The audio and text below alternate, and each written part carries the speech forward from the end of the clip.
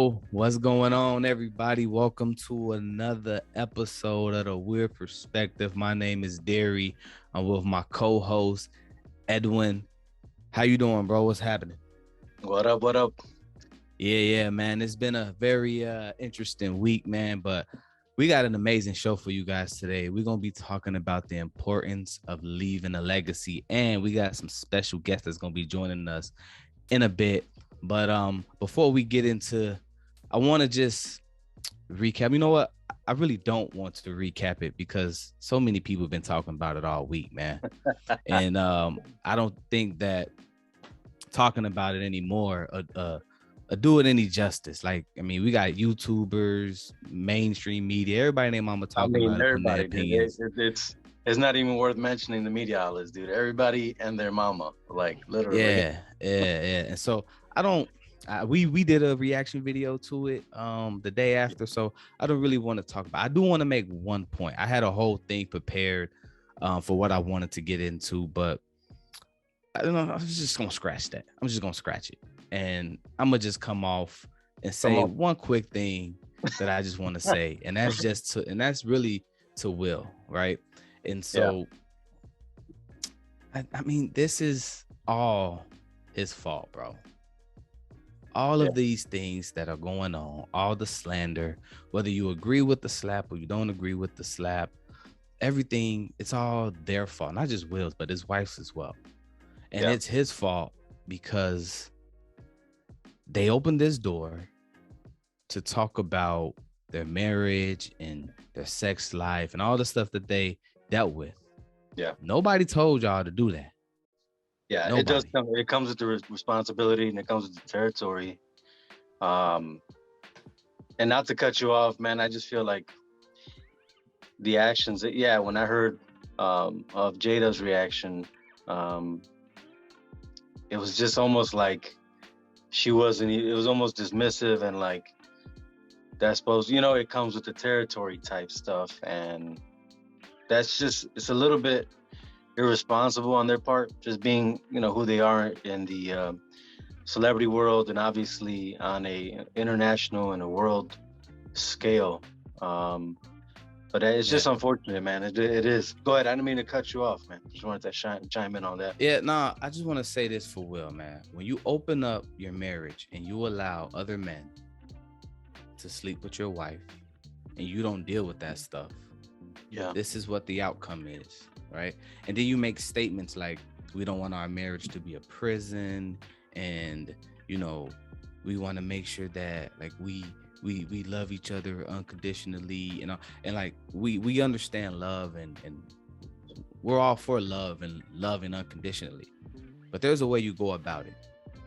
And to say like, I ain't gonna have my marriage be a prison, and then you allow another man to enter into your marriage and to sleep with your wife, like you opened the door for all of this stuff, man. You dishonored your wife when you allowed that to happen. When you didn't deal with that situation and you ain't nipped that in the bud, you brought dishonor to your wife, to your marriage. Nobody else did that. And you guys went publicly and you talked about it. You talked about it on her show, Red Table Talk. You talked about it in your book. I mean, Joe, just cut it out. So this is what comes with the territory, especially as mega stars. Y'all not just like little mediocre, little C-list celebrities. You guys are mega stars, right? Worldwide, global. Everybody know y'all. And so, I just like, listen, man, don't get mad when comedians make jokes about your wife. When you guys opened the door and you guys allowed all these things to happen and go on for years and you guys didn't deal with it. And this is what comes with that, man. So don't slap up Chris. You ain't slap up, the other dude. He making love songs and all type of stuff about your wife, bro. Your wife didn't even have any remorse in the interview that she did talking about it. It was just like, I got into an entanglement, you know what I'm saying? And it is what it is. And it's like, come on, bro. So, I mean, that's really all I wanted to say. I don't want to hop on it anymore. I don't want to talk about it, man. It's water under the bridge. The Oscars going to do what they going to do. Will and Jada gonna deal with it, how they gonna deal with it. Chris Rock gonna make a whole bunch of money because after he come off tour, which he already making money for, people gonna be paying him to do interviews to talk about the slap. And so he gonna make a whole bunch of money and they gonna continue to be rich and we still gonna be over here doing this podcast. So I don't even want to talk about it no more. We just making them, more famous. People probably gonna hear this right now and literally stop listening to us to go click on YouTube to go listen to some more content about the slap. And so let's just move on and talk about some important stuff, right? Some things that we should take serious as men. And let's talk about some legacy stuff, man. How you feel about that, bro? Yeah, man. Well, obviously, it's something that whether we're doing intentional or we're unintentionally, all of us, our actions and the example that we set for those around us, a legacy obviously is going to be at hand, and it's going to be shown, to our family, to those who we affect immediately, which would be, our wife, our kids, our family, our friends, our circles. And this topic right here, man, I'm excited for it because it's something that I think me and you, just dating back, right? We've been friends for so long. We have been literally like we sharpened each other. We've talked about this. We loved on each other. I mean, we were like raised to a certain extent, and we were able to like, man, just learn from each other and learn from the mistakes, from our fathers, obviously not having our dads in our life, and actually, them being intentional in our lives, having them growing up was a big void. And we obviously, thank God, man. I think God just has given us the awareness, right, to kind of move forward and be aware and be intentional with how we live our lives, man, and the legacy we're leaving behind for our kids, and on each other, man, because we ultimately we affect one another. And it's a big topic, man. I'm excited for this one. Super excited to jump on this topic and actually get the point, not only your point of view, right, as we hit our early 30s here, because the changes, man, it changes from when we were 18 to the perspective changes so much, man. And both of us, we got 4 and 5 kids and we got wives, and now we're thinking, man, like we're thinking of our second half, so to speak, of our lives and how we want to make it count. So it's a big topic, and man, I'm excited to hear from you and our other guests as well. Yeah. So with that being said, man, I want to properly introduce these two brothers, man. I know these two brothers personally. One, I actually had the opportunity to interview. He is a father, he is a husband, he is an amazing friend, businessman, entrepreneur, ex-NFL player, played in the Super Bowl. His name is Yonel Jourdain, and I'm going to bring in my other brother. His name is Dr. Lewis Lane. We're going to bring both of these brothers in here, and we're going to dive into this, the importance of living a legacy. Yeah. There you go. Super there you excited. Go. Hey, welcome. All right. I don't know if they can hear us, but welcome, gentlemen. Yeah. As they get queued up and as they start connecting, welcome to the Word Perspective, gentlemen. I'm super excited to have y'all on. Yonel, welcome back, man. We talked a little while ago. Lewis, how you doing? How you holding up? Good. How about you? Let me turn my music down. I'm good. So in today's episode, man, we want to talk about the importance of leaving a legacy. And so you two are actually two men that I admire, that I respect, that I look up to, and all the things that you guys were able to accomplish. Your character, you guys are men of integrity. You guys work hard. And so I want to welcome you guys, and that's why I had you guys on here, because I feel like you guys have a perspective that's valued, that we should value. And so before we get into that, man, I just wanted to actually have you guys introduce yourselves to everybody who's listening, everybody who's watching. Let the world know who you are and a little bit about yourselves. We'll start off with you, Lewis. Oh, I'm just nobody. I'm just my name is Lewis, and that's pretty much who I am. I mean, I'm a humble person, man. What can I say? I'm humble. I'm a teacher. I've been a teacher since just about all my life. Taught my sons, and now I do it for real, and been doing that since 2011. My doctorate in education, my bachelor's, my master's, and my doctorate in education. So okay. Father of 5. Father of 5. Father of 5. Basketball squad. Married. I think I've been married close to 23, 24 years. I'm not sure yet. After 20 years, you stop counting, huh? Yeah, I need to count. All right. Yonel, man, let the world know a little bit about who you are. Oh, I'm not sure if I want to follow that, but but it's all good. I mean, in terms of who I am, I'm a father. I'm a father first, and a brother, and certainly, I'm an entrepreneur, and I'm a coach, and I like to at least think of myself as a man of God, a man of faith, and I'm always a big fan of always educating others. And I believe it was Maya Angelou that said that at best we are all teachers. So if we can teach, if we can certainly pass our knowledge to the next generation, that's what really matters.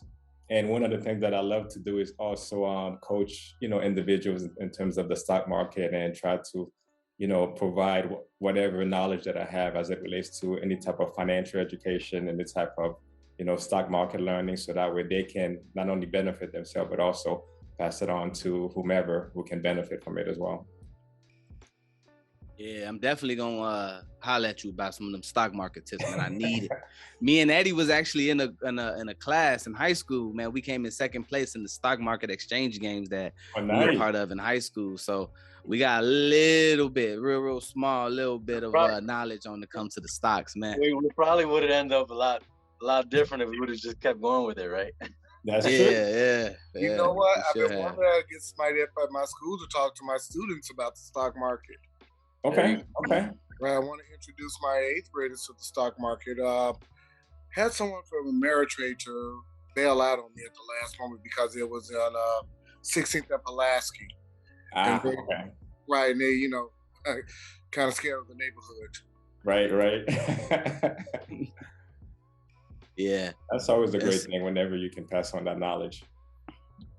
Yeah, and that's exactly what we're gonna be talking about, man, in this discussion on legacy. And so just want to open up with talking about like legacy, the foundation, like where did it come from? Why do we have legacy? Why is it important? And so as I was researching these things, and what I wanted to bring to this topic just to set the tone and to bring some clarity of the meaning of what I found. And it says like legacy is the fundamental to what it is to be a human being. Right? Research shows that without a sense of working to create a legacy, adults lose meaning in their life. Exploring the ideal of legacy offers a glimpse not only into human relationships and building strong communities, but also to the human spirit. And I thought that was very, very, very interesting. So we'll just go around the room. I want Eddie, and then I want you two men to jump in here on just your perspective of legacy and what it means to you. Awesome, man. I think I can just kind of jump in on what it means to me. It means rewriting some of the mistakes of our forefathers, right? My father, and also taking hold of and being responsible with what God has given me. And I think those two things, because often we won't take responsibility for our own actions. And we're in a position, I think I always kind of use me and you as an example, because we got, 18 years of friendship, and we've seen how we've grown and matured through the time. But ultimately it's leaving and setting a tone for obviously our kids and the generations after us. And that's, for me, it's rooted in Jesus, man. It's rooted in Jesus and the legacy that he left. That's found in Luke 22, where it says that he came to serve and not be served. And that's something that I make it a point to teach my kids, that we should come from a selfless position as Jesus did. And there's quite a few other things that I wanted to share, but if I can just start off with that, it's just being that example to my kids and being selfless, and showing them that with my time, my actions, and with my work ethic, that anything is possible, and we have to be rooted in serving, loving others. All right, Yonel. No, that's very good. I certainly can relate to that. And when it comes to legacy, I think just being able to pass on the values that's been passed on to me to perhaps the next generation. A lot of time we don't think about the next generation. And I think we've become a society where the focus is mostly on us versus what can I do for myself versus the others, but meaning that the next generation and anything that I can do to essentially live up to make it better for the children of tomorrow. And that starts with my children first, making sure that in terms of the values, in terms of making sure that they not only are good contributors to society, but also be able to make a difference. And all the values that's been passed on to me, it's my obligation to pass it on to them because they have to know who they are and to be able to at least make a difference. And they're not just utilizing our resources and just wasting time versus I'm making a difference in this world. Yeah, that's really, really good. I like that. Lewis, what you got?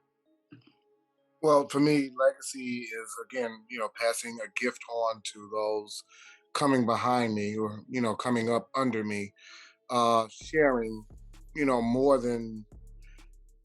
sharing more of who you are so that who you are can continue when you have, when you cannot continue.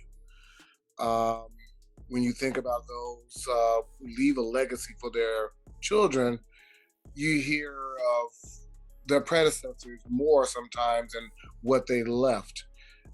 Sometimes it's good, sometimes it's bad, but a legacy is just something that you pass on. And yeah, why? Yeah. I came across these two definitions. I didn't even realize this, but in studying this, it was saying that there is an emotional legacy and that there's a social legacy, right? In the emotional legacy, I want to talk about that for a little bit. Is this legacy focuses on the abstract virtues and principles that are necessary for a child to grow into a productive and well-rounded citizen, giving a child a sense of safety and security while being brought up in a place of love and affirmation will make them prosper. I just thought that was so interesting because I never really thought about like emotional or social legacy, but we talk about this without even saying it. And so I think about my kids, like kids need to be loved, they need to be built up, they need to be encouraged, they need to be told that they can do it, that they can succeed.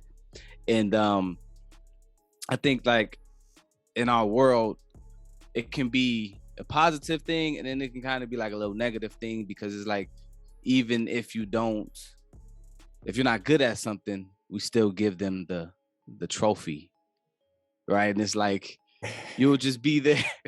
Here you go, even though you didn't do real good. And I think that could be like, that could be bad for kids because it's just, well, as long as I just do whatever I need to do, it doesn't push them to want to work harder. What you guys feel about that as far as emotional legacy? It's interesting because, as I started researching, my biggest thing is that a lot of times people associate legacy with financial gains, and legacies can be so much more than financial gains. And it's neither positive or negative. It's just what the person who received the legacy, how they value it, and it's their mindset.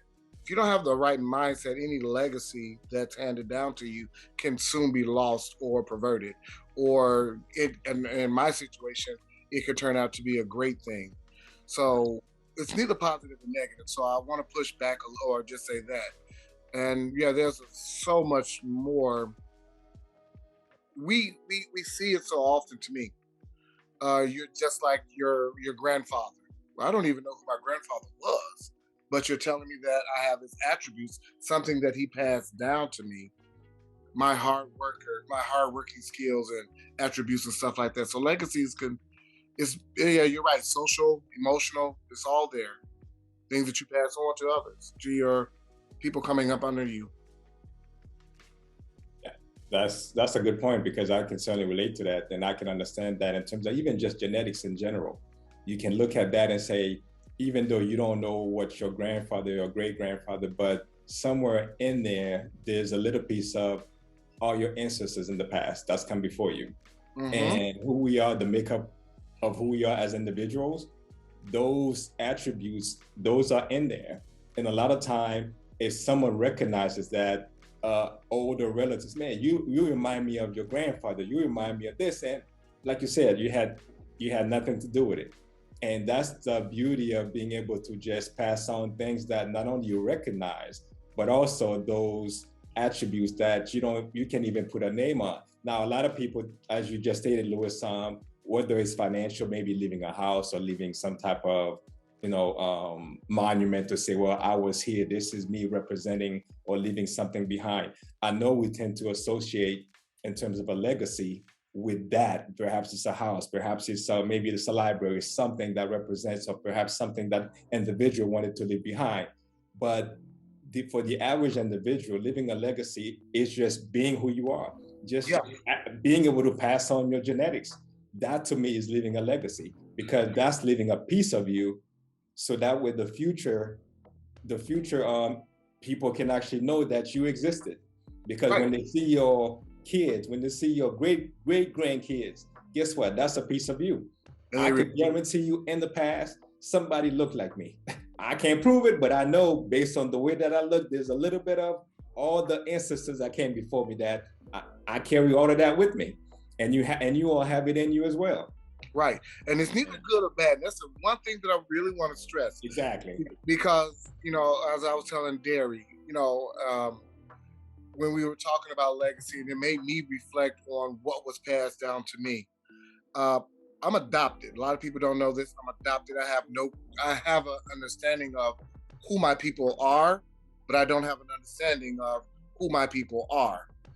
But when they hear my name, my last name, they associated it with two things. One of them was fighting. It was two F's, as my grandmother would tell me. My adopted grandmother would tell me. When they heard my name, it was associated with two F's. One of them was fighting, and I can't say the other one. But those were the two things that they were associated with. That was what was passed down, as my grandmother said, to me, to us. I have no clue. But I recognized that there was an underlying current to it, and that was passion. What would it take to change a legacy? It would take a mindset. Then you think about it, when people want to leave a house, they have to be smart as to, or wise, who they're going to leave a house to. Because given the mindset, if you leave a house to someone who doesn't have a mindset to receive that legacy item, they're going to lose it. They're going to mess it up. Yeah. And if you have a mindset where you have, like, I can change who I am so that I can build a better for my children and my seeds, then you can do that as well. So it's the mindset that needs to be involved with the legacy. As fathers, have you guys ever thought about, like, when you had kids, like, this is the legacy I want my kids to have, for, like, when my kids think about me, this is what I want them to think of, this is what I want them to say at my funeral. Has anybody here ever sat back and just said, you know what, man, this is the legacy, that this is what I want to put out, this is who I am, this is what I want the world to see? Anybody? No. Yeah, I do think about it on a daily basis, actually. And I don't know if this is like a thing that, whether it's a good or a bad thing, but I take that Bible scripture that says that we should live our days as if it was our last, and tomorrow's not promised. And I literally have these conversations. It's the weird thing that I do, but I'm always like reminding my wife, like, I love you so much. I want to know, like, I appreciate you. I don't regret anything we ever went through. But I'm always talking to my kids and my wife in that type of manner, in a weird sense. And I told you this the other day, Darry. I'm like, dude, I don't know what it is, man, but I want them to know that if tonight was my last night, that's how I would want to be remembered. That's literally how I carry myself. And I don't do that, and I'm not saying this in a boastful way, but God has just kind of put that burden on my heart. Like, I truly want to be super, almost hyper intentional with my kids and my wife, because I've seen how the world deals with things. I've seen how this world has gone, and truly, when we look around us, man, and we haven't really in the last 5 to 10 years just seen the escalated way that the world um, is, and we see the tragedies and we see the different occurrences that go on. It truly makes us value life to a higher degree. That's for me. So I literally carry myself that way. I apologize, guys, about this noise here. Dog.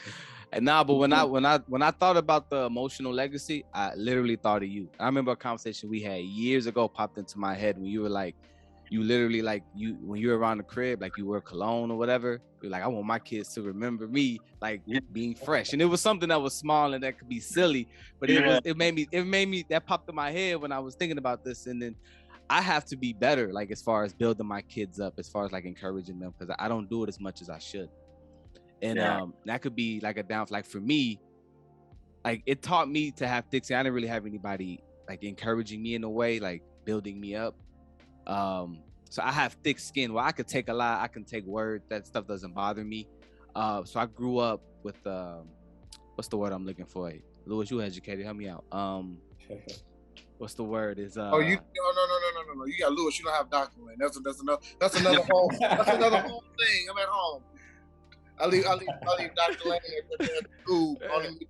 He got that doctor in front of his name. So if it was me, I'd be like, look, man, I'm doctor. When I go out to restaurants, it's Dr. Lewis on the reservation. At home, man. Yeah, so I need to get better at building my kids up and that, like just encouraging them with words of affirmation. My wife, she does it a lot better than I do, but I definitely need to step up in that regard, because I think sometimes our kids look to us as like those heroes or those people that they're closest to, and if we don't ever encourage them or give them any like signs of hope, like where they gonna get it from? Especially right now, my kids been homeschooled for 2 years, so they not around no other teachers, they ain't around no other coaches or anything that's gonna be able to pour into them. And so I need to be that voice for them and championing for them in that regard. The best thing you can do. I'm sorry, go ahead. No, go ahead. I wanted to at least add to that. The fact that you are home, you are present, trust me, that is huge. Mm-hmm. Don't underestimate that. The fact that you are present, you are with them, they'll remember a lot more than you think. Kids may be small, but do not underestimate what they actually remember and what they see, because the fact that you are home, you make an impact just by being present. You may not necessarily say it, but trust me, they really recognize everything you do and they know it. And you will, as you get older, they'll show more appreciation. Right now, you may not see it yet, but as they get older, trust me, you're gonna see the benefit of you being home. Appreciate that, bro. Best thing that I can tell you, Darry, is to be yourself. Enjoy life. Enjoy your kids. A lot of times there's a lot of pressure on us to be Superman, super dad, and you wreck yourself trying to be something or be out of character. The best thing that I've ever done was realize that my kids love me. And if they love me, I have to be me. I can't be anyone else. Because if I'm someone else, I'm teaching them to love another man over their own father. So I've always been myself with my children. I laugh with them. I joke with them. I love them. With my boys, I'm a little bit more harder on my boys than I am with my girls or my girl, but they know that love is there. And from that, I encourage them to be who they are. That's the best thing. And that's the legacy that I choose to leave for my children. Be happy in who you are and what you want to do. Because if you're happy in who you are, you'll find it very challenging to be upset sometimes. People ask me, I rarely see you, upset. I'm rarely upset because I know who I am. And because I know who I am, if they get on my nerve, I can, easily walk away, knowing that I'm going to exist without them. I think you should have told Will Smith that. Listen, you talking about somebody that messed up his legacy? There you go right there. Me and Eddie was talking about that before we brought you guys in, and we did a reaction video to it. I didn't really want to jump back into it, but I told him, man, he should have did what he did when he should have stood up for his wife when all that entanglement nonsense was going on, and maybe, he wouldn't have to have slapped Chris that made a joke. That wasn't even about that. But yeah, this dude don't messed up his legacy as the good, clean guy. He ain't make no crazy vulgar music, no cursing in his raps. And now he don't smack somebody. So it's all over the place. But yeah, he definitely, somebody should have definitely. That's a good transition, man, to the perfect example of how not to leave an example. But at the same time, right, we can't exclude ourselves from being in a certain position like that, because there's so many factors to it, and we would hope and assume that we would make the right decision. But man, like for me, my heart broke because we did the reaction video. Maybe y'all can join and watch that, but it's just, my heart breaks, man. My heart breaks, and it just kind of it screamed to me unresolved conflict. And as I'm hearing Lewis and I'm sorry, Yonel, if I'm cutting you off, I want you to jump on. Actually, let's go to you. I'll wrap up and then we'll jump into the next topic. Let's do that. Yonel, go ahead, brother. Well, in terms of what happened with Will, it's a case where I think that there's a lot more to it than meets the eye, because a lot of time we understand in terms of men. It's not so much what our wife tells us or our significant other tells us. Sometimes it's a look. That look alone can probably it's almost like, if you don't handle it, you know what's going to happen later. So as a man, you caught up between two, rock and a hard place. What's that saying? A rock and a hard place, because if you don't do anything about it, then now you're going to have to deal with your, with your significant other. But if you react to it, now that's a different issue. But I'm not gonna say that in terms of his reaction was the right thing to do. I know he had to do something. Perhaps maybe he's not laugh at the joke. It could have been maybe make a gesture. But because he laughed at the joke, and when he turned around and his wife was not laughing, and even though we didn't see that clip, but I could guarantee you there was probably a look, and that changed the entire dynamic of the situation. Yeah, and but I mean, that's do something. Maybe that one thing that he should have done was calm his wife down, because you have to remember his wife was on TV all these years. I mean, for the whole year, talking about entanglement, how and stuff like that. As a man, I'm hearing, my wife. Okay, I know you done cheated, and we didn't got beyond that, but now you're gonna go out there and tell everybody that you done cheated. Now I have to face everybody, and everybody looking at me like, dude, where were you when your wife was cheating on you? So she brought all that attention to him, thinking that he could handle it. And to a certain degree, he did not handle it. He hid it, but he did not handle it. So him bottled up anger. Right. Him slapping Chris Rock was his way of saying, okay, I have to show the world that I'm some type of man, because his wife emasculated him a long time ago. That's my point. That's perfect. That is perfect right there. Because he could have easily leaned over, talked to, hey, I'm gonna talk to him when we go backstage, and he could have, pulled Chris to the side and had a conversation man to man and told him, like, man, ain't no jokes. Or when all that stuff happened, I'm pretty sure these dudes got each other's numbers. They run into each other. They're around the same circles. If there was some that he had against Chris from the past, from 2016, he could have dealt with that then. He could have been chopped it up with him, and they could have made peace about that situation. And so it's a lot of different ways that he could have went about it. And I think, in the moment, he was laughing. The wife looked at him like, oh, so you think this funny? And then she was like, you better go slap him. I don't think she told him to go slap him, but she probably gave him a look like, for real. And so now think about it. I want you guys to know, he not only messed up himself, you have to think they were starting to use Willow's name in a positive light far as her fashion goes. They were using Jaden's name in a positive light because of his outreach with some water. He was doing the water. He put out the water pods in Flint. Now, because of what he did, what his father did, that kind of put a dent in all of their names. Oh yeah, sins of the father. Oh yeah, right. Yes, and so now it's like I know I was reading today that all his productions were starting to be thrown away, canceled out.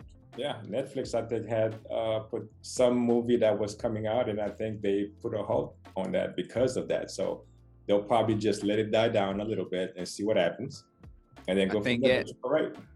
As men, I mean, especially those men in that light, you have to. I always make this joke where I make fun of my pastor, and I'm like, heavy is the head, and I mean, like, heavy is the head that wears the crown. And so you're a senior pastor, or you're this big mega star, whatever it is that you're doing, NFL superstar, LeBron James, whatever. You're looked at. You're held to a higher standard. Yes, you are. People, because you making the wrong comment or doing the wrong thing, even if you get a speeding ticket, especially in the climate that our culture is in right now, where people are looking for something to mess with you. They want to cancel you now because of whatever. Mm-hmm. So knowing that, you got to read the temperature of not just the room, but of the world, and understand, like, but I have to be on my best behavior. Right. But the thing is that we are putting too much pressure or giving the people in the limelight too much validity. Because if we think about it, they're human beings just like us. Yeah. It's not so because right now we're putting so many people on a pedestal that really don't deserve to be on a pedestal. And that's the problem with being in the public eyes, thinking that just because you're in front of people, it doesn't make you a leader. It doesn't make you someone of, that's of good nature. Yeah. So that's the thing that we have to take away, because right now we think just because someone is in front of a camera opening his or her mouth, this is someone we should look up to. No, yeah. They're a human being just like you. And the difference is that, go ahead. I'm sorry, go ahead. And the people that you have around you, I agree. They have the limelight, and I feel it all the time. I know, like I just joked around, says I leave doctor at the school, but so much of, I'm from the west side of Chicago, so I'm hood. So when issues come about, I want to handle them in a hood manner. But see, there's numbers. I mean, there's a doctor in front of my name and numbers behind my name. And I keep my wife with me, because if I were to handle certain things, my wife and my cousin, if I were to handle certain things, I will lose everything. So I have, and I just posted this the other day, I don't need a whole bunch of people around me. I just need 5 smooth stones. People who know me, people who got tested over time and know how to calm me down. So, and they can fight my giants. When David went and fought the giant, he didn't take every rock. He just looked at them 5 smooth stones. Who do you have around you that when things like that happen with Will Smith, they can say, hey, Dr. Lane, that's not you. Hey, man of God, that ain't you. You need to sit down, calm down. Let us deal with this in another way. Will didn't have people around him. Good point. And what you're saying is so true. And I'll just speak from personal experience. I had a situation here at my house with I ain't gonna put no names out, but I had an individual, and it was the week that I got ordained as a deacon. So as the week that I got ordained as a deacon, I literally almost had to physically put hands on somebody.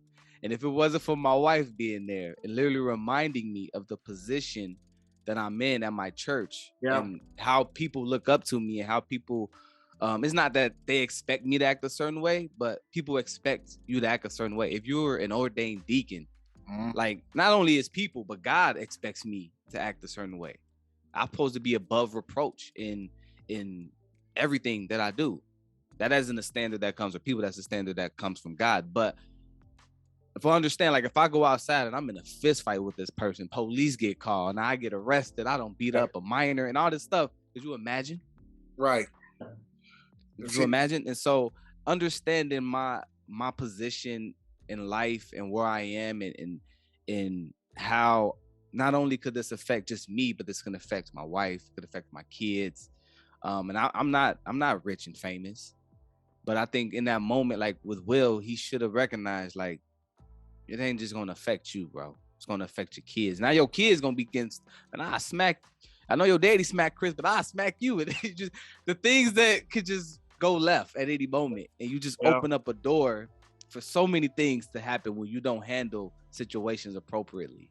When we don't take that 1 second to stop and think. Yeah. And he had time to stop and think, because that was a long walk up to that stage. No. It wasn't. It wasn't so much as that long walk. It was a long time. Like I said, when a wife can build a house or a wife can tear her house down. Yep. And she definitely tore that house down. Emasculated that man, tore her house down. And now that long walk, that walk started when she started talking about her entanglements and all them other sexual things they like to do. That's when that walk started. Yep. But we seen with the culmination, we seen the end of that walk. Well, I'm sorry, the end of that portion of the walk. That's good. That's very good. And I like that. I like that. Yeah, to your point, Lewis, that this is, like I said, it was unresolved issues. Yeah. Kind of bottled up over time. And in a lot of ways, man, and to what you were saying, Lewis, if we can give the biblical perspective, right? The Bible calls us the stronger vessel, and our wives are our helpmates. But to a certain degree, we have to set the tone in our homes. And I know that I'm not going old school traditional marriage or anything like that, but I'll give an example.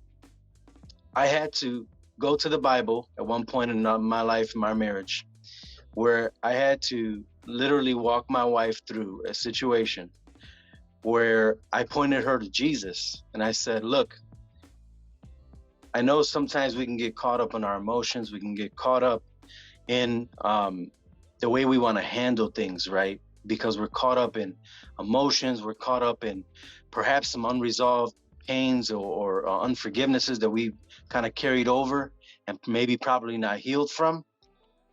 But let's look at what Jesus would do, right? It's one of those cliche sayings, like, what would Jesus do? But literally it says, if you have a grievance or an issue with your brother, go with him. Go to him and make it right. Mm-hmm. And the Bible calls us to make every effort to be at peace, right? Yeah. And watching her in a situation where she wanted to handle something, right? Or maybe just let it linger. Not necessarily that she was going through issues, but she kind of let it linger. And I noticed that there was unresolved issues within her.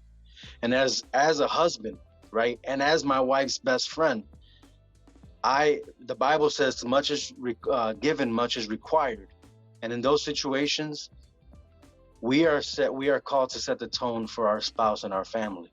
And so I had to sit down with my wife and say, look, man, the Bible actually shows us examples of when they had issues and how they dealt with conflict. Matter of fact, it tells us how to deal with certain situations. And it may not feel good. It may not be the most popular way to go about it, but I showed her this is the example. It actually says that we'll be judged for this. And it's considered a sin. It actually removes you from going to heaven, right? From being in sin. So why let something linger? Why leave something unresolved? Why not take this route, which Jesus says leads to peace? It leads to a true joy, right? It leads to a true freedom that you don't have to carry it anymore.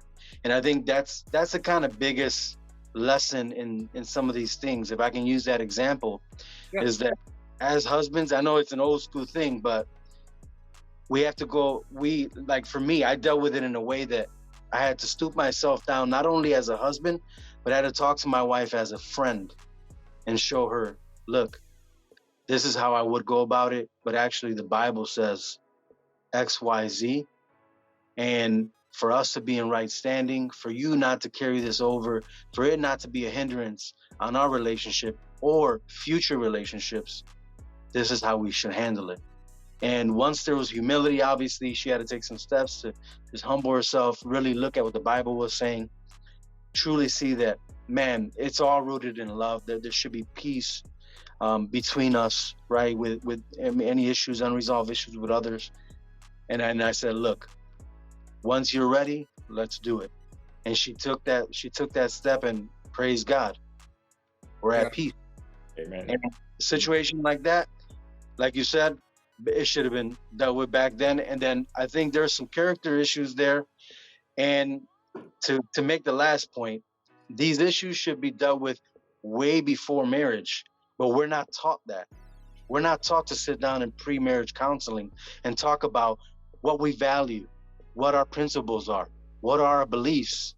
All these different things can be roadmaps, or so to speak, will give us signals as to, should I continue down this road, or should I take a step back and reevaluate? Not to say that you're going to leave that person, but in order to have be on one accord or be on the same page with that one person, it'll save us so much more of a heartache and issues and down the road in the future. Not that you won't have them, because we all know that we can't avoid them. They're coming. Trials and issues are going to come, man. And coming from marriages where we've overcome two divorces almost, right? 17 years of relationship, and still going strong and persevering. That was not without trial or issues. But I tell you what, they were resolved. If we continued in an unresolved state, where there's unresolved within us, or we just carried it over, I mean, we just live in misery. It's like we're choosing misery. And I don't think God intends us to be in misery or in bondage or any of those things. So, but I'll leave it with that. Is Yonel or Louis, did you want to chime in, or maybe end this topic off with anything? No, I certainly will agree with that, because I think that you are very much on point when it comes to just making sure that you can sit with your wife and have the conversation, and you come from a place of humility, and to be able to learn and to be able to say, God, forgive me, and I'm just gonna open my mind, open my heart, and let the words guide me versus my ego, versus my own interpretation of what it is that I want to hear.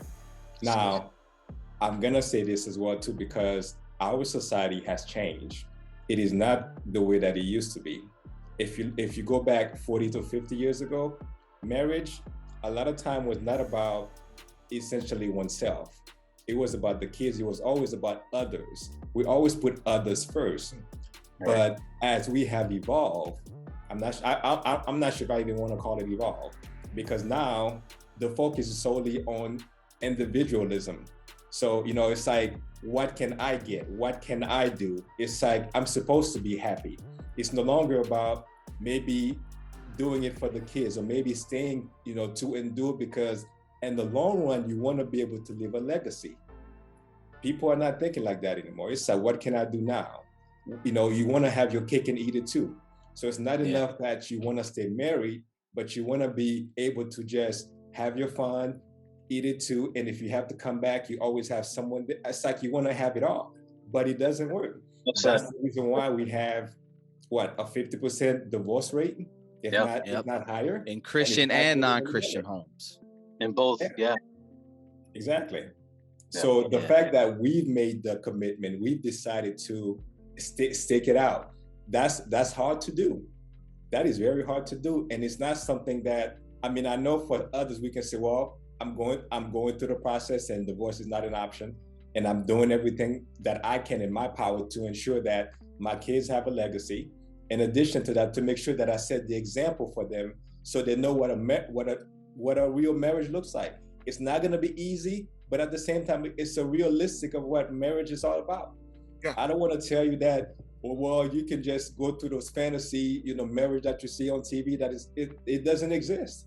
If you talk to any married couple, they would have gone through any type of trial and tribulations, and they will tell you it's a long road, it's a difficult road, but they got through it. Right. And that's what's not. That's the one thing that I don't hear about. People don't talk about that anymore. That's good. Expectations need to be set. We're not setting expectations. I remember my wife and I, we were actually headed to divorce court. And headed there, we were separated for a long period of time. And we were done. I mean, she moved on and went with someone, and I moved on and I went with someone. And just by the love of God and us loving God and understanding things or coming into an understanding, I can't say at that moment we understood everything, but we grew in our separateness to come into understanding of what God wanted for the both of us. And that's what brought us back together stronger than ever. And we've been together ever since. You're right. Every marriage goes through. I remember crying to my grandmother once my wife and we had separated.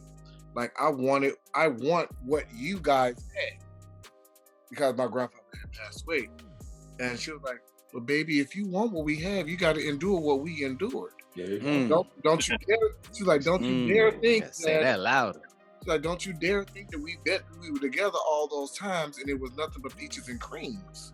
Amen. That was right. She was like, there was some stems and some things in there that we didn't want. We had to remove some stuff. And you're gonna have to, in this time that y'all separated, you're gonna have to learn how to remove some stuff from you.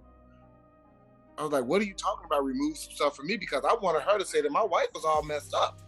Right? She did not say that. She said, you need to start removing some stuff from you. Yeah. Remove some stuff from you. You know, let God do what God gonna do with her on that side. You do what you need to do on you for you on this side. And if it is to be, it will be. Mm-hmm. And I'm like, you know what? You are not singing my song right now. I'm out of here. Right, so I'm not trying to dance to what you're saying. I'm gonna call you back. But you're right. Yeah. All marriages go through, and you do deal with it in private, and you do have to have a whole lot of forgiveness and a whole lot of understanding and a whole lot of unemotional, unbiased conversations. Yeah. You got to put your emotions to the side and talk to them as a friend. Talk to them as first. To me, this is what happened with me and my wife. You know, we weren't always in the church. When we talk to each other first I talk to her on an unemotional level and unbiased. Like if talking with me when we are arguing is like talking to Spark. I mean, like you know, Spock from Star Trek. That's what talking is like. I'm unemotional, and that makes her like, crazy. But and it's unbiased. If I'm wrong, I'm wrong. If you're wrong, you're wrong. Most of the time, she's wrong, but we're not gonna go into that. You know she gonna hit this, right? Most of the time, she's wrong, but we're not gonna. But yeah, so we're not having those conversations in private. So you don't have to be embarrassed in public. Right. Yeah. And that's good right there. Having those conversations in private so you're embarrassed in public. That's good. I might put that on the shirt and wear it. Man, that's rough. But I said that we did a marriage podcast and we was talking about how important it is to have the tough conversations. And a lot of people don't want to have tough conversations. They run from them. Or they want to make their point and then get out. They want to just stick and move. They want like, boo, boo, boo, boo, boo, and then they gone. I don't want to hear what you got to say. I said what I need to say, and that's it. But we're not sitting down, and we're not being compassionate with each other. You know what I'm saying? A big part of compassion is listening so that we can understand each other, so that we can get to the root of the issue and we can deal with it. And so I think this is all good, man. I didn't think this would take a marriage turn. I know we would talk about it a little bit, but we dived in deep. But I think marriage is so important as far as leaving a legacy, because marriage covers every aspect of our lives. Yeah, I was gonna say, we can get marriage right. Yeah, like it covers every aspect of our lives, man. And from just who you are as a man, how you display your love and affection to your wife, to your kids. It covers everything. And so that's probably why God made it the first ministry. The first thing that he did is because it covers everything. If we can get a hold on marriage, everything else will flow. Everything will flow. You see a dude with a messed up, crazy marriage, I'm pretty sure his life is probably the same way. There's no order. And so I'm still learning to be really big on order, doing things in decency and in order, as the word teaches us. And so, and I want to touch on some essentials. Like I told you guys about, we want to talk about the essentials of leaving a legacy. So we're gonna dive into this. I got a couple things pulled up, and I want to hear you guys' heart on this. And this isn't in any particular order. Like I put down 5, but it's not like my top 5 or anything. It's just 5 that I came up with as I was researching this and as I was reading up on these things. And the first one, as we're all Christian men here, I think the very first thing that's gonna help us to conduct everything that we literally been talking about is the fear of the Lord and obeying him. If we don't have the basic, that's like the basic essential of what it means to be a man of God, is fearing the Lord and obeying him. And everything else is just going to literally be on our own accord, and we're going to lean onto our own understanding, and we're going to fall apart. And this verse came to mind when I was coming up with this, and it's Psalms 112 verses 1 and 2. It says, how blessed is a man who fears the Lord, who is greatly delights in his commandments. His descendants will be mighty on earth. The generation of the upright will be blessed. Yeah. And I think when we look at our world today, especially here in Chicago and in the United States, man, when the fathers ain't there, when we don't fear the Lord, when we don't have anything to stand on, there's no foundation that we're building our life on, we see it being played out in the generations to come. And all the way down to now, kids are running rampant. Kids ain't got no fear, no respect for no type of authority. And this is the legacy of the broken home being played out in our very eyes right here, right now. You guys speak to that. Yeah, I can certainly speak to that. I think that you nailed it right on, right in the head, because one of the things which is, it's unfortunate, but a lot of fatherless home, you have kids who are looking for the father figure, whether it's a female or male, and sometimes they try to find it in the streets, and it could be anybody. And that's the reason why when you were speaking earlier, Darry, I said the fact that you are present at home, you may not necessarily giving the affirmation to your kids, but the fact that you are present, that's huge. And sometimes we underestimate that because we don't think that our presence make a big difference, but it does. And it is so important to be at home and to also show an example for our kids, so that way they know what marriage looks like. Because ultimately, that's what we want them to go through, to be able to at least experience that and understand that marriage is not easy, but it is worth it in the long run. And it does make a difference. Yeah. Lewis or Eddie, I want to jump in there. Go ahead, Lou, and then I'll jump out right after you. No, go ahead, because I want to hear the 5, and I want to see how I have and I want to see how they kind of align, because I heard the first one and it kind of aligns. So I want to hear all of them. So okay. So I'll just read them all. No. You want to give your conclusion of all 5 at the end? Right. I want to hear, because I want to see. Okay. Right. Okay. All right. Go ahead, E. Yeah.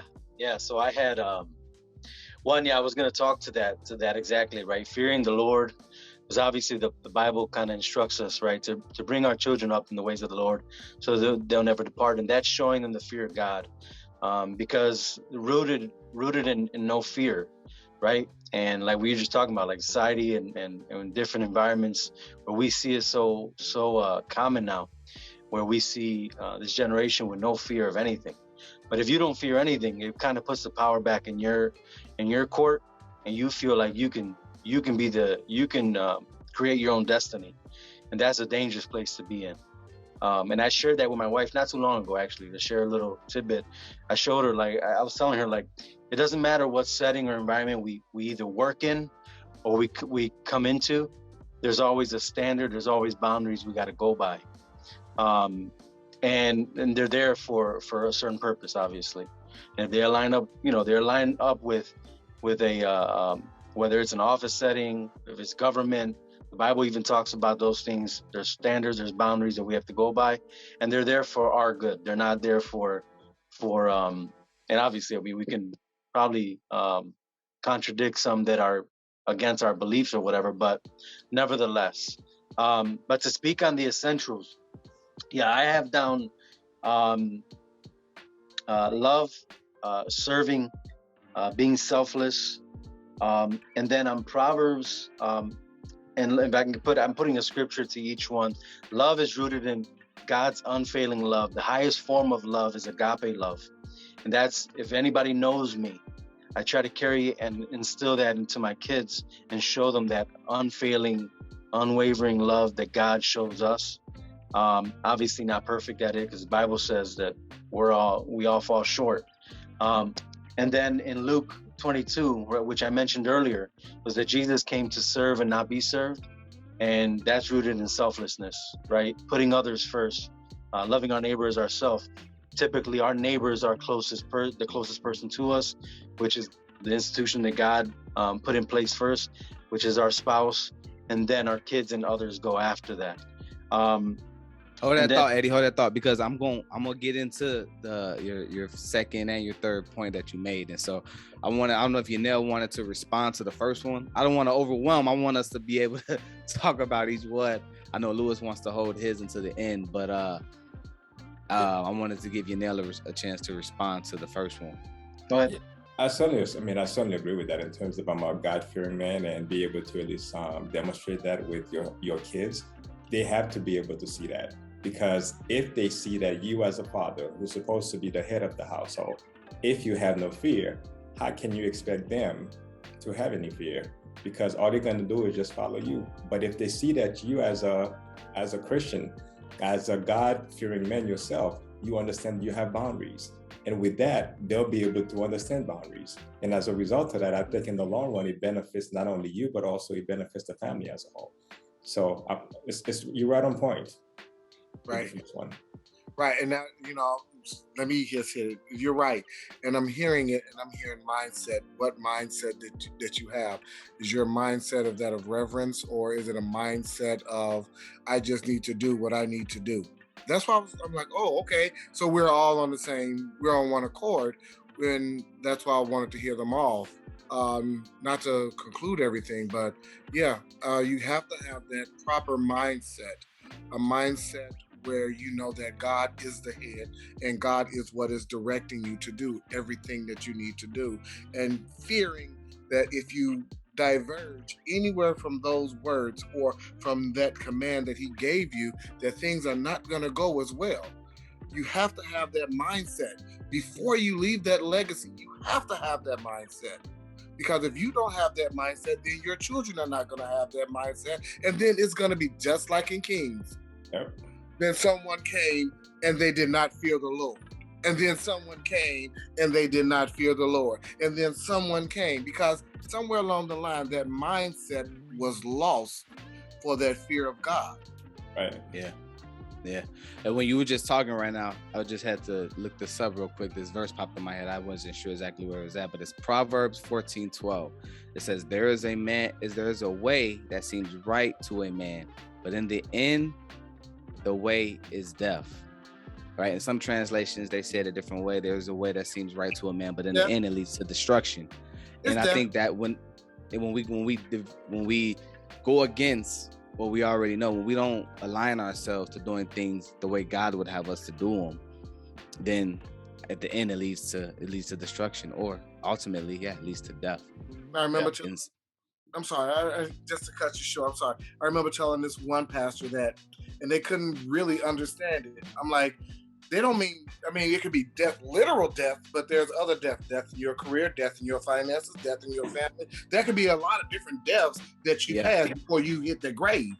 So the mindset, if it's not right, it's going to lead to some death somewhere along the line, death in your soul. So they I'm like, what do you mean you can die before you die? Yeah, that's good. That's good. Number 2 for me was recognize the world's needs and responding with compassion and action. And I think that as the church, capital C, here in America, especially in Chicago on the West Side where I'm at, we dropped the ball. We dropped the ball. I was driving today, and I was just passing by all these houses, and I started to think about these people. Like, man, I wonder, who in these houses are saved, and has anyone ever told any of them about Jesus? And this has become my heart over the last 3 years in doing evangelism, and just not just like out on the streets, but in my job, and having real relationships and building real relationships with people. Because you start to build real relationships, that automatically should trigger you to be compassionate about the person that you're interacting with. And it just made me think about all this stuff, man, about all this stuff, the craziness that's going on in Chicago, all the people that are dying. And so I started thinking, like, man, the summertime coming, y'all already know what time it is when the summer hit Chicago. And I came home and I started to look up some stats. And I'm gonna read off these stats to you guys, because it broke my heart when I heard it. And I'm gonna get to my point after I read these.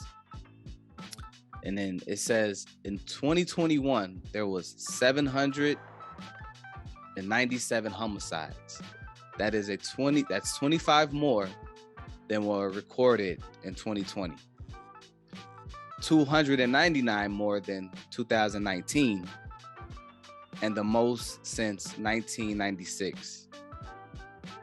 And there were 3,561 shooting incidents last year in 2021, which is just over 300 more than were recorded in 2020, and 1,415 more shooting incidents than were recorded in the city in 2019. People are dying and losing their life and have never heard about Jesus. Little kids, it was a little girl right before we moved in where we are now, right around the corner, that was shot. She was 7 years old. And it was crazy because we were going to buy a building on that block. And literally 4 houses down is where the little girl got shot. That could have been one of my kids. And there is, according to Google, there is 100 plus churches in the Austin area, from North Avenue to Madison, and from Austin to Cicero. Within that square, there's 100 plus churches in this neighborhood. And the crime in this neighborhood is crazy. And you don't see any churches doing anything. Now, I'm not saying like that there's no churches doing anything, but overall, where are these people hearing about Jesus at? If they can't hear about it in the churches and in their own neighborhood. And all these things are happening, crime and murder and gunplay is on the rise. What are we doing as the city? I know you in Texas, you live in the dream down there with all the nice weather. But we know that it's finna heat up again here in Chicago. And this is just for Christians, anybody who is a Christian who's listening. How many people are we telling the gospel to? Now, I'm not saying you need to go out and I'm going to tell 5 people the gospel today. But are we being intentional with sharing the gospel? Because Jesus says to go. The final commandment that he gave us was go and make disciples that make disciples. That starts with what I said in my second point was having compassion and action. That compassion should lead you to action, to tell people the gospel and to be able to serve them in whatever capacity that you can serve them. And how often are we doing that? The Bible says that they would know us by our love and how we love one another. Well, how are we loving? Yeah. So I don't want to come off and start preaching. I get real passionate about this stuff because it blows my mind that we can have so many churches so close to each other, preaching about the same Jesus, but there's no actions following it. I got one more. Go ahead, Louis. Most of the churches that you're talking about are packed. Packed. And they're packed, and the neighborhoods are, population in the city of Chicago is steadily going down. So who are they that are packing the church? And if they're packing the church, like there's one pastor in the city, he plays too much in the pulpit. He said he plays too much. No, I'm so serious. I mean, I went there. The way you said it was just funny. I'm sorry. No, I went there and I literally got nothing. And I don't want to put my mouth on the man of God because the church was packed. 3 services, packed. Like back-to-back services? Back to back. Listening to a man that's saying nothing. Nothing. Not nothing. And I'm looking and I'm listening to a lot of the pastors and how they talk but it's having no effect. It's as if he is banging cymbals. It is as if he is just clanging on bells because he's saying nothing. And that's where it starts. It starts with the leadership. You're right. The city is off the chain, but it starts with the leadership of these churches. Are they being intentional with their messages that they're giving to the people that's coming? Now, I'm not saying that all are not. I'm not saying that all are. Only thing I'm saying is that somewhere between the Bible, the pastor, and the people, the message is lost. It's the no effect. And I know the Bible is of plenty effect, but from somewhere along that line, there's a disconnect. And no one is really talking about that disconnect. And just like, and I hate to go back to Will and Jada, hate to go back there, but it's a long road from that from them deaths that's on the street. That's just the culmination of what's not being preached. That's what that is. The sins in the city, somewhere along the line, the word of God is not reaching them peoples. That's just my take on it. That is just my take. But also understand that the people who are going to church are the faithful ones. Those are the Christians. Those are not the ones who are in the street causing all those havocs in the streets. Those are not the ones that you want to reach. No, they're not, but I bet you Pookie know Auntie Vanessa in the choir. You do. I agree. I certainly agree. But imagine that if you cannot even impact the ones that actually do show up, how are you going to impact the ones who don't even know Jesus? Yeah. Yeah. That's it. Think about that. If I'm already someone that's committed and you can't impress me, how are you going to get somebody else who doesn't know anything about Jesus? Yeah.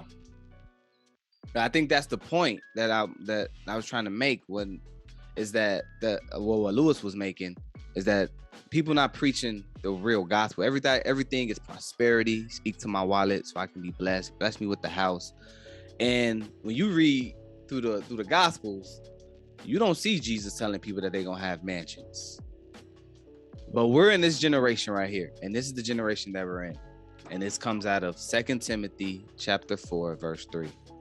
And this is what it says. It says, "For the time will come when some people will not tolerate sound doctrine, but according to their own desires will multiply teachers for themselves because they have an itch to hear what they want to hear."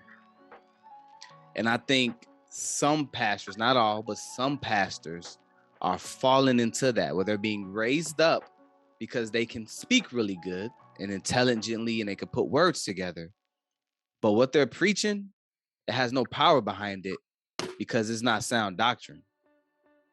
And I think that's what's happening here in a lot of churches. And when you do start preaching about sin and correcting how we live and how we treat one another, because people were like, I just came here to hear a good message. I want to hear about the blessings. I don't want to hear about my sin and dealing with my sin. Those people run out. They want to be entertained. That's the bottom line. They've come to be entertained. Exactly. It's no longer about church anymore. And keep in mind that we actually perpetuate that same behavior, because every time that same person goes to church and they only want to be entertained, and as long as we continue to go, guess what? That pastor is being fed. We're basically validating whatever it is that individual is doing. Yeah.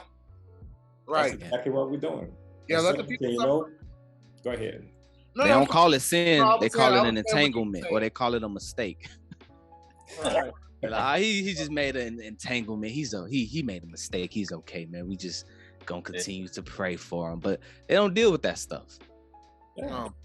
Well, I was agreeing with you, Mr. Jourdain. I agree. We are feeding that which we shouldn't feed. Because like I said, 3 services packed. Not saying nothing.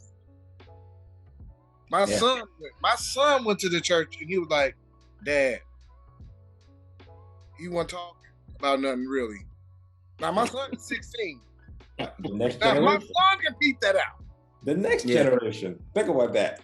Yeah. My son can beat that out. Like, and that's what we got away from. So the word of God is not being preached. Therefore, people aren't being really affected by the real gospel. What it came to do, right? Which is to confront and deal with our sin. And as long as we continue to live in that, then we continue to draw further away from God, because God's not going to change who he is. And so back to my point is compassion, right? Legacy of recognizing the need, right? Compassion for others, and having that compassion lead us to actions. And so I know I went into that whole thing about the crime in the church and everything, but it all goes hand in hand, man, because we got to be compassionate for people. You know what I'm saying? And I'm really just being a voice and challenging my church, the one I go to personally. Like, we're starting a homeless ministry. We're a small church. We ain't got a lot of people. But whatever we can do to help and whatever we can do to serve the people in the community, that's what we're trying to do.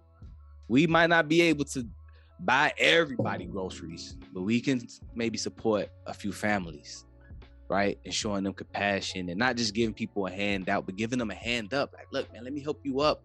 But look, go, let's pick up a skill. Let's learn a trade. Let's get enrolled in school. Let's start doing these things, and let's do them to the glory of God. And that is ultimately going to affect our families and the generations to come. That is part of the legacy moving forward. And so moving on to my third one. Oh, with Eddie, did you want to respond? Because I ain't even get you up in there. I'm gonna try to keep it as short as possible, because I done had so many things, so many notes I took along the way. But definitely appreciate everybody's take, and I love that we get to learn from just everybody's experience and sharpen one another in these moments, man, where we're talking about legacy. What does that mean? And different perspectives, right? I'm sure that all of us, each and every one of us, have a different perspective that we may have similarities on, but we come from different backgrounds and different experiences that we can definitely learn from one another. To keep it real brief, one thing that I was going to mention is that a lot of these things, right, we're teaching that we have to be an example. We leave a legacy based off how we want to rewrite perhaps the wrongs of our past and the things that we are now learning ourselves, and what we want to instill for the future. But maybe to those, I know that Darry kind of spoke to the church, but to those that may not know or have a religious experience, right, or an experience with Christ, I would say, and I've said this before, who is your creator? Just like we take our phones, right, whether we have a Sprint, a T-Mobile, a Verizon, where do we take our phones to? We take them to who created our phone, the manufacturer, because they're going to have the right answer to how exactly to repair it, to give you the best advice, and give you the right direction in order to move forward with that device or whatever it is. I know I'm using an analogy, but as far as legacy goes, why wouldn't we go to the one who created us? is the better question. And I think that's my perspective on all of this. And I know that compassion was your point, and obviously it's rooted in love, and everything's rooted in love, right? Because it says in the Bible that faith, hope, and love remain, but which is the greater? It says that love and compassion is definitely in there. And God says that he was abounding in love and compassion.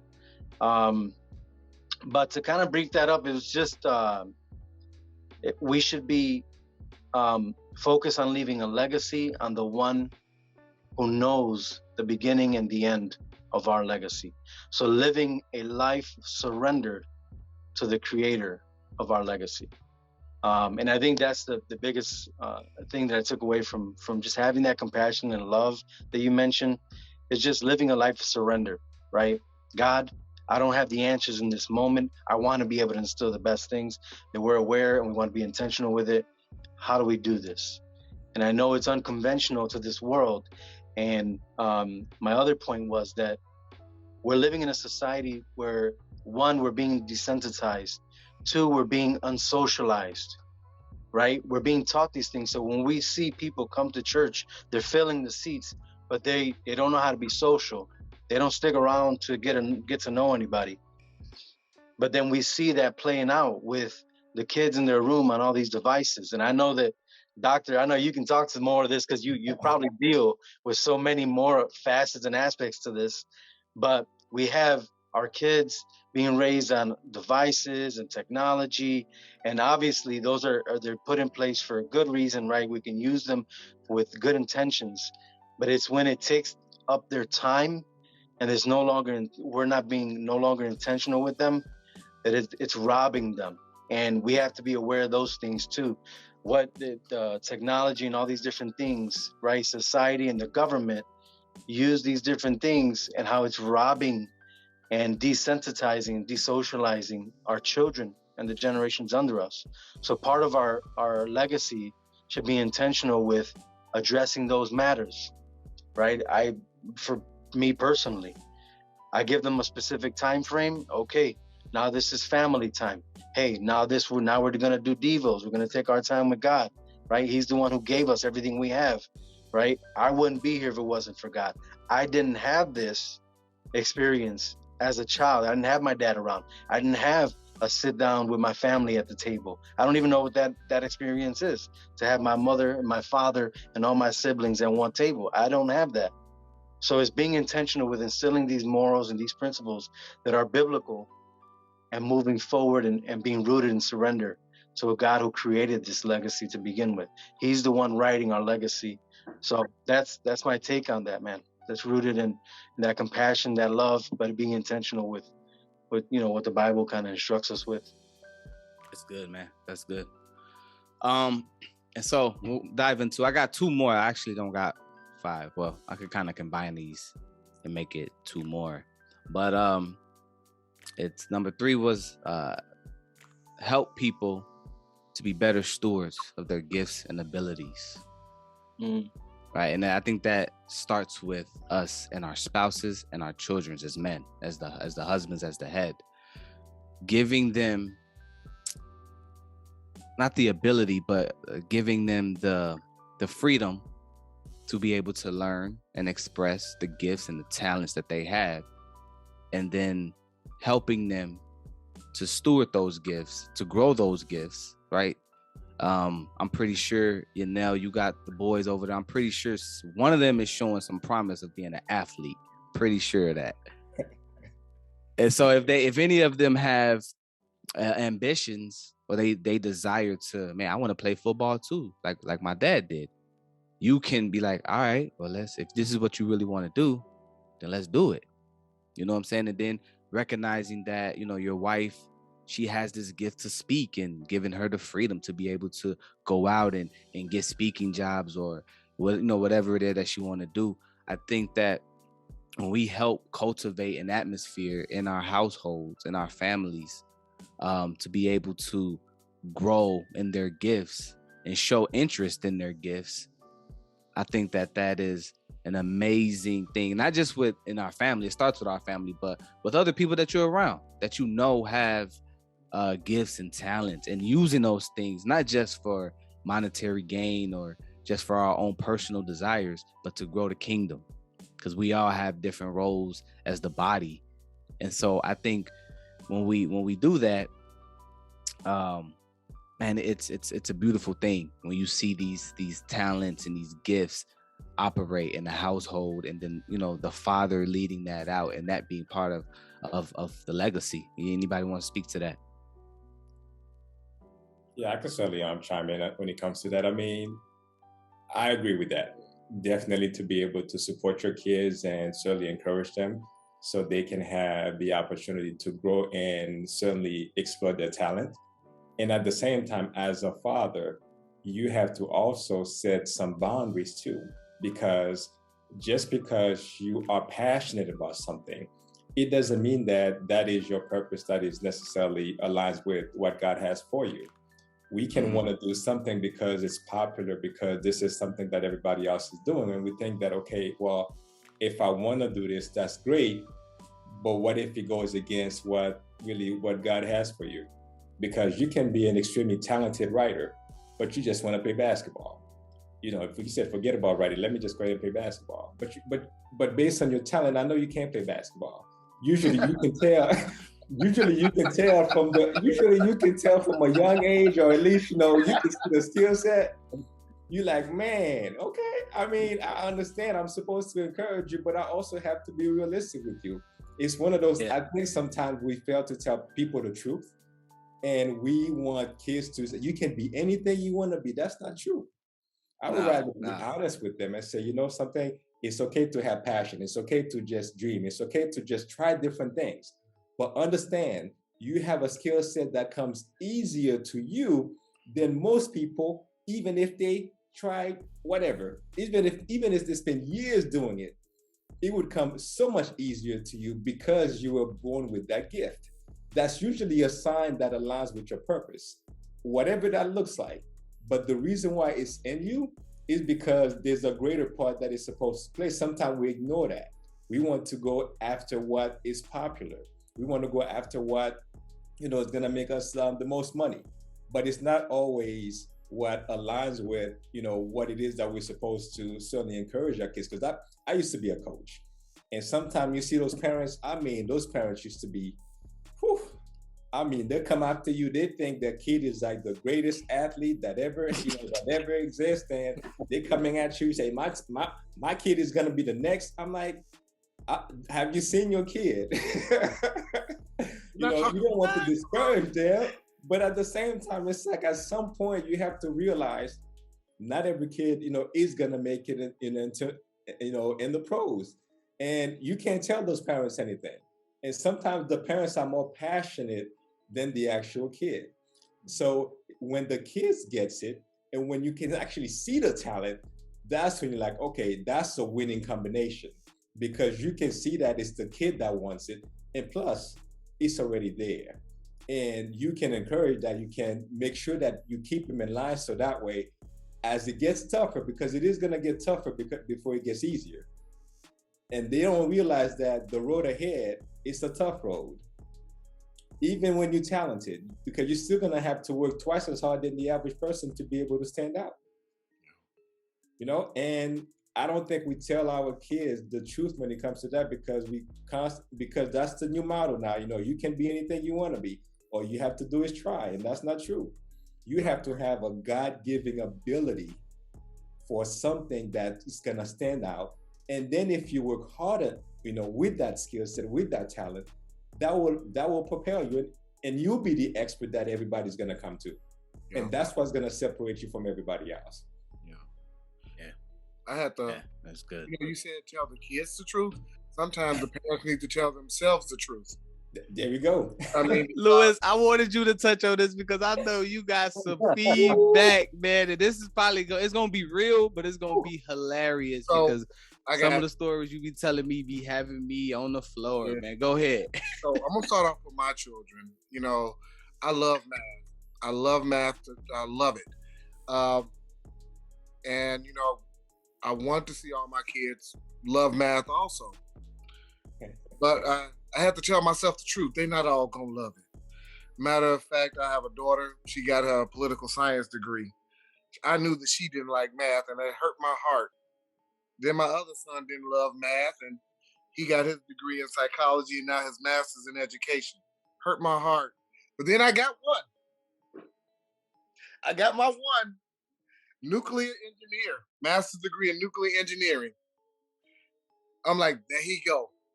So I had, sometimes you have to tell yourself the truth. And I have pictures of my children, not pictures, but pictures that they draw, and I post them around my room because I have to remember the same thing that worked for my kids are working for my students. And that is, not everyone is going to grow up to be a mathematician, but everyone given God good graces will grow up to be who they are called to be. And sometimes you got to tell them the truth. No, son, you 5'2". I don't see you for you're 5'2" and about $150, if anything. So no, I don't see you. I don't see you in the NFL. Just don't see that. but I can run, son. I can beat you when I'm in my 50s. I can beat you. So no, you can't run. No, son. You may want to focus on the books a little bit more than you know. Well, I want to go to college. I want you to go to college too. You got to read first. You got to read. And you have to, but you're going to grow up, and I have to give them the skills in order to go forward.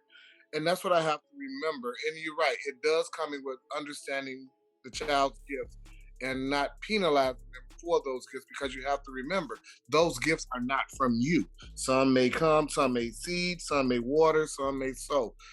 But God is the one who grants the increase. And I have to remember that. And we all must remember that even in our legacies, you portion off your legacy to who you know will have the gift to continue your legacy. That's the main thing. Going back to, forget the gentleman's name when he was talking about houses. What's the other brother name? Your friend of 18 years? Eddie. Oh, Eddie? Eddie. Yeah. You have to know who you are. You have to know your children, and you have to know their gifts. You have to. And that's another, I got to say that. Not every kid will be able to handle your legacy. Some may be handling your wife's legacy. She has a legacy also. Her family name or parts of her family needs to go on just as well as as the husbands do. But you have to be able to support them and not penalize them. Man, I wish I turned out 3 mathematicians, at least 3.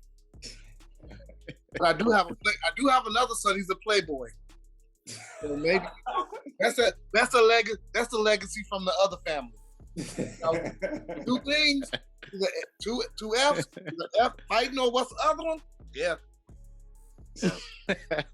Oh my gosh. Oh man. I can't support that dream though, because it's a kind of out there. I can't really support that one. Only thing I can do is just pray for him and just like, hey, sooner or later, give him my perspective on it. You're going to get tired of it. And when you do, just know that God is still there waiting for you. He's still there. He's still waiting to love you the same way that you're out there looking for love. He's ready for you to love him the same way that you're out there looking. So just, come on home one day. Hey, I definitely hear you guys on that, man. I got a little son that's, I got him in some sports here, and I got to be realistic with him too. Like I played college baseball, and he loves baseball, but for some reason, man, these last maybe 6 months, he won't let go of football, man. And I'm just like, first of all, your mama ain't gonna let that happen. Right? She done read too much stuff into like CTE, and she done watched the movie, and you know how that goes, man. She watched Concussion, like talking about Will Smith, right? But but man, it's definitely challenging, and I see that even in my son now. Like, he's an awesome. He loves baseball. He's got the skill for it and everything. Like it just comes natural somehow, right? I don't know what it is. It's like the lineage or whatever. But my uncles play baseball in Puerto Rico. I play baseball here. He has the skill. For some reason he ain't putting down that football, and I'm just like, son, the tallest dude in my family is like 6 foot, and I'm like 5'8". Like I don't know, man. It ain't adding all up, but we'll see how it goes. And if he love it that much, and I start seeing some size or something, it's a promise. I might instill it, but let's just stick to baseball. But to kind of give a brief thing on this, man, that's it's true, because the Bible does talk about the master and his servants, and how the master gave certain coins, right? Or we can say talents to certain servants, and how they manage and steward them. And we saw how that played out, right? He gave 5, and to the one he gave 5 to, he went back and he invested it. He reaped the harvest, and the master was well pleased with him. And it's a lot like what I just shared with my kids about a month and a half ago. And I was just saying, 1, laziness is a sin. 2, the Bible shows us this story here, and it shows that God, he gives us all gifts, and they're not all the same, but he can use them for his glory, for his purpose. What are those gifts? It's up to us, right? Leaving that example, leaving that legacy, looking and overseeing our kids and our families, and kind of leading them in that direction. That's part of, leaving our legacy. So I definitely hear you guys on all of that. And to wrap up that point, Proverbs 13 says, a good person leaves an inheritance for their children. And that just kind of made me think, what is the definition of inheritance? We can talk about everything under the sun, but for me, and the legacy I want to leave is rooted in how I love my wife, right? How I love my God and my wife, how I was able to be intentional with my kids and be in their lives and showing them the ropes of how to serve and love God and others. So that's kind of what I wanted to touch on those 2 things, just to be really brief. It's an amazing transition into this last one, because I got 2 more, but I'm gonna use one because everything ties in together. And so this last one, to make this complete, to bring these 5 to a conclusion, is it's hard work. It's hard work. I had other words for it, but I'm gonna rephrase it to just hard work. As men, we're called to work. Everything that we should do, we should do unto the Lord. Colossians 3, 23. Whatever you do heartily as for the Lord and not for men. Everything that we should be doing it unto the Lord. And so, what Eddie was just talking about, with asking God to help us, or to reveal to our children the plans and the purpose that he has for them. And here's the challenge with that.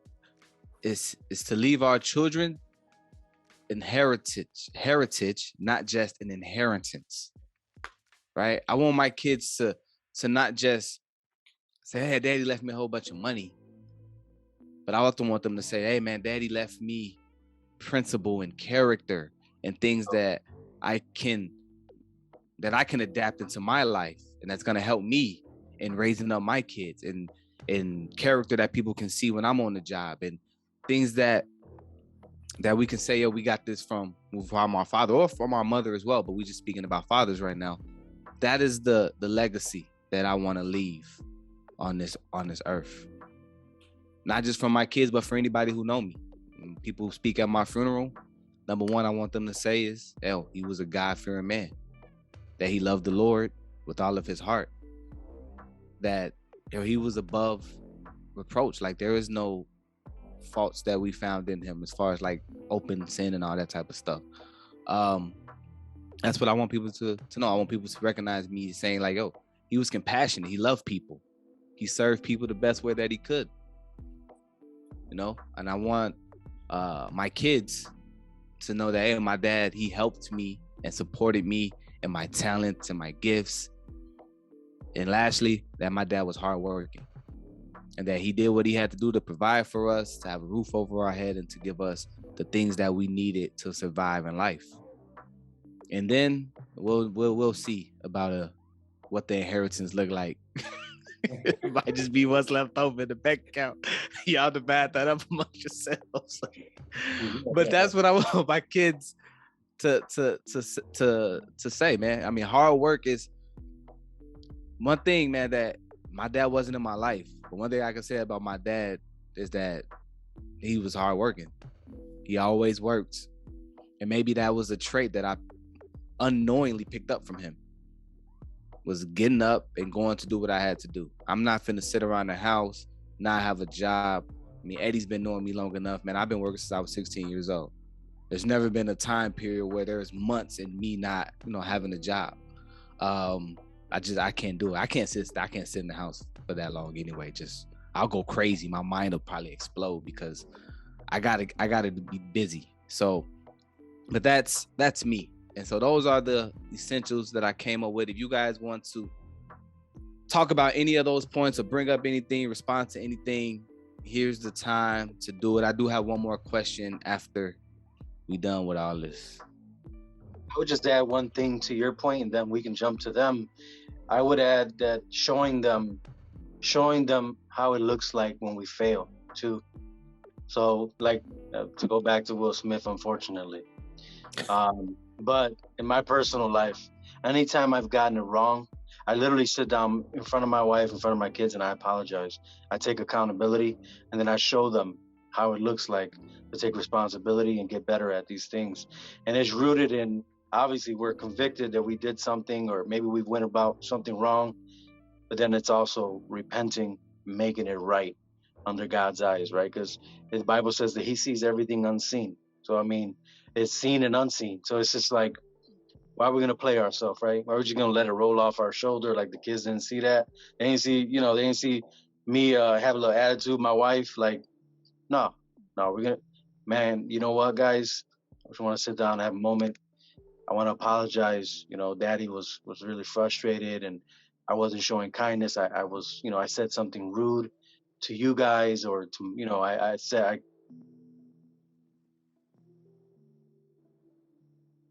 sorry, there was a pause there. I talked to mommy rudely, and I want to apologize because that's not how God would have us do it. And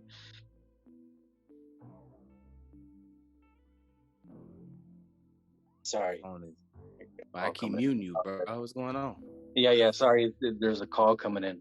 But yeah, just showing them how it looks like to deal with conflict and resolving them, because the Bible also tells us that it's how we use our freedom, right? We have the freedom, we have free will, but it's the freedom to serve and to love God, right? It's not to indulge in our sins and just be okay with everything.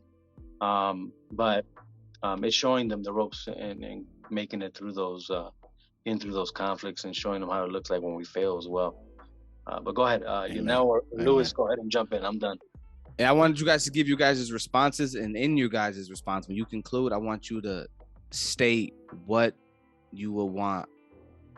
If you can state it in one sentence, what you will want your legacy to be in one sentence after you guys respond to. Well, in terms of hard work, I think that this is something that my kids see me do it, and whatever I encourage them to do, I always ask them to do their best. And it's whether it's something small or something big, I always expect the same thing. Because if I can demonstrate to you that I'm doing the same thing, that I live by the same rules, then hopefully, it's not a guarantee, but hopefully, if you can see that, hopefully you will see that I can instill that in you. In the long run, you may not necessarily gravitate towards that immediately, but as you get older, you may find yourself essentially modeling the same behavior or modeling the same thing, because you realize that's what a father has to do. Because I have two sons, so I'm raising boys. So for me, I have to make sure that I model what I want them to be able to at least do when they get older. And in terms of a legacy, I want them to at least say that, he was a decent man, that he instilled in them the values of not only a great education, but also the fear of God, and also just to be able to be decent, because you can be, you can certainly be successful in life in terms of money, in terms of what have you. But if you're not a decent human being, I think to me that it just throws it all away. You have people that with shady characters, but yet they can be, on the surface, they can look like they have it all together, which is not the type of person that I want them to be. I would rather they are decent human beings. They are decent men that not only have a fear of God, but also understand that they can make a difference in society by the things that they do, and they will make a difference in society. And hopefully I have demonstrated that for them, so that way they understand. So I'm not just speaking to it. I've done it, and this is their turn. I'm not showing them something that they're not able to do that I haven't been able to demonstrate. So I think that's my 2 cents. All right. That's good. I like that. I really have nothing. I mean, I want them to be determined. I want my children to be determined. And I want them to be hardworking and not feel entitled. I want them to pursue what they desire. And that comes from my history, like I said, of being adopted. When my adoptive parents passed away, my grandmother, when she passed, that cut my ties because I really wasn't close to that's one side of the family or the other. So because I wasn't really that attached to it, at the funeral, I literally said all of my bonds have been broken, and I am now free to pick and choose who I choose to be in relationships with as far as my family goes.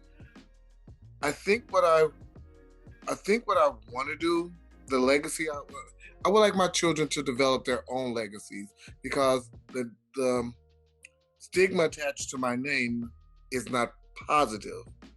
It was more positive now than it was then. And I think what I would like for them to do is to continue to develop, because to change it has to start somewhere. Let it start with me. But I want them to develop who they are and develop their own legacies for their children. So I'm kind of, I do tell them, like, and this is just me, go out and get life insurance on me. There's nothing wrong with me, but leaving a financial inheritance to you, we can do it the right way, and that is with life insurance. So I asked all my kids to get life insurance policies on me, so that their children can benefit off of me as well.